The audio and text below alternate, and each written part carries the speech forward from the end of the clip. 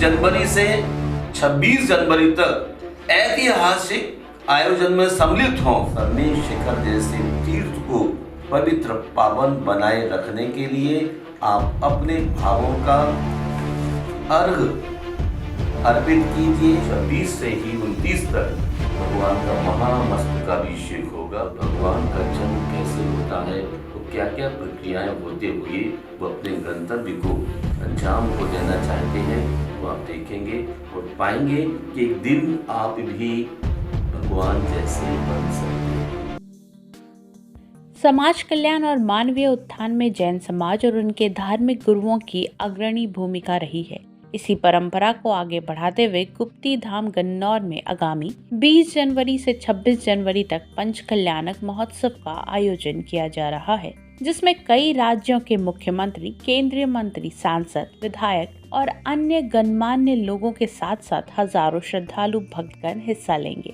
इस भव्य और दिव्य महोत्सव में जैन समाज के प्रतिष्ठित समाज सेवी और निर्माण विहार जैन मंदिर के प्रधान धनेन्द्र जैन उर्फ धन्ना सेठ मुख्य भूमिका में होंगे, जबकि उनके पुत्र उद्योगपति अभिषेक जैन कुबेर तथा जैन हार्डवेयर नोएडा सेक्टर 9 के उद्यमी अमित जैन इंद्र की भूमिका में होंगे।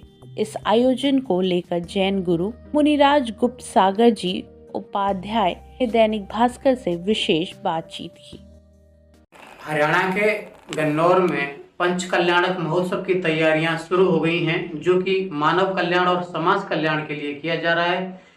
आचार्य गुप्ती सागर जी महाराज, जिनके सानिध्य में ये पूरा कार्यक्रम 4 दिवसीय हो रहा है, वे स्वयं आज हमारे साथ बातचीत करने के लिए तैयार हैं। जानते हैं गुरुजी से ही कि इस महोत्सव का क्या मकसद है और इसकी तैयारी क्या क्या चल रही है। हरियाणा के गन्नौर जैन तीर्थ गुप्ती धाम के निर्मित हुए आज 11 वर्ष पूर्ण होने जा रहे हैं। महानुभाव भारत की संस्कृति रही है 5 वर्ष के पश्चात अथवा 10 वर्ष के पश्चात या 12 वर्ष के पश्चात किसी भी तीर्थ का युग बीतने पर वह महोत्सव का आयोजन इसलिए किया जाता है कि देश भर के तमाम भक्तों को एकत्रित करके तामसता को दूर करने का मिशन इस भारत की ताकत रहा है। 20 जनवरी को भगवान ऋषभ देव का मोक्ष कल्याणक है।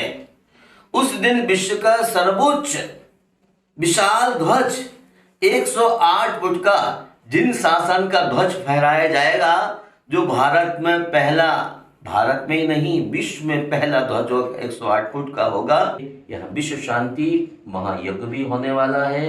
प्राणी मात्र के हितों के लिए करोड़ों मंत्रों का जाप होगा। सारे तीर्थंकर सम्मेश शिखर से ही मोक्ष जाते हैं।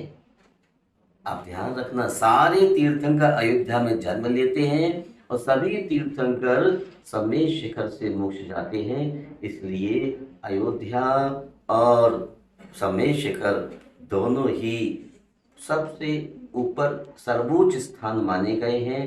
दोनों की सुचिता का ध्यान रखना है। जैसे अयोध्या का ध्यान आप रख रहे हैं, उसी प्रकार सम्मेश शिखर का भी ध्यान आपको रखना है। संध्या में भी लाली होती, प्रभात में भी लाली है, एक सुलाती एक जगाती कितनी अंदर वाली है।